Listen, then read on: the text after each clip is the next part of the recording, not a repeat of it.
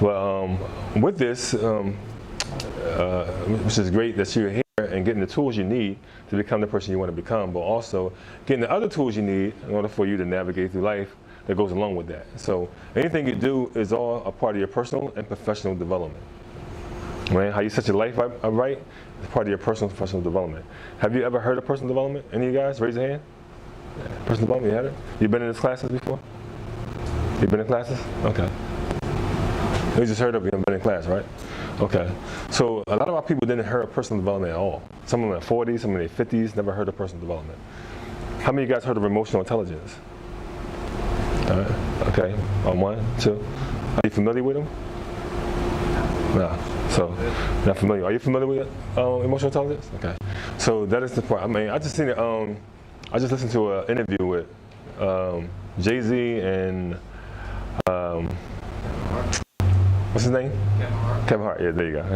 Jay-Z and Kevin Hart. You see how Jay-Z explained to him how he grew up and stuff like that, and said that if he had emotional intelligence when he was younger, his life would have panned out a lot better, right? So he expressed that, the importance of having emotional intelligence, but because he's learning it now. That he's rich and he's hanging around the elite people, we call it the elite in America, like the millionaires and billionaires. That's all they do. All they do is personal growth. Why? Because most of their companies are being ran by the people they hired to run it. So they got time now to work continuously on themselves and their children. Right? So a lot of people like Oprah, I mean, when she started getting bigger, she started going into personal development classes. The life coach, which is Tony Robbins, which is a life coach, one of the biggest personal development coaches out there in the country. You know, so these people are actually getting it. Our people are actually getting it now, and they'll be coming to the rooms with certain people to understand the importance of personal development. That's why none of our schools have it. That's the reason why our cities are failing. Our communities are failing because of that. Lack of knowledge of self. Personal development got to do a lot with your personal self. A lot of problems you have in your life has got a lot to do with your personal self. 80% of the problems you have in your life has got to do with your personal self. Not everybody else, not nobody else. Not the teacher, not the instructor, not the schools, not your parents, not your children, not your environment. It has a whole lot to do with you. So this segment is basically based on you versus you. You versus you talk. Right? I do this a lot in my classes on live, on Instagram Live. With people from all around the city, all around the country that never had this conversation before. And you versus you is saying that whatever's going on within you, you're creating it.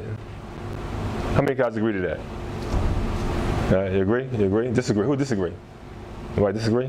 Whatever's going on inside of you, you're creating it. So why do we put much blame? Why do we blame? If we know that we're creating it, why do we blame? Why do we make excuses? Not taking accountability. Exactly. Not taking accountability.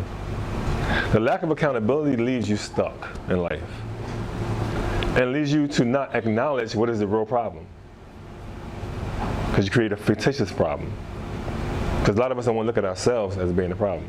We want to look at everybody else as being the problem. And when you look at everybody else as being the problem, guess what? The problem never changes.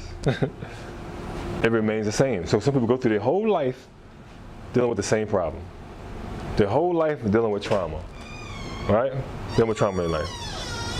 Of course, a lot of us experience some traumatic experiences in life that kind of holds us back from becoming our best self, kind of holds us back from developing good relationships, whether it's an intimate relationship or just friend relationship or business relationship. A lot of these things holds us back from becoming our best self because of those traumatic experiences that we have, that we continue to relive over and over and over again. And as a person who lives in their past, and a lot of people live in their past, don't even realize it. They live and function and operate in their past. So guess what? The present right here, the present moment right now, that's why it's called the present, because it's the gift. And a lot of people don't even live in the present. And then they focus on the present. Because they're too focused on the past and they're too focused on the future.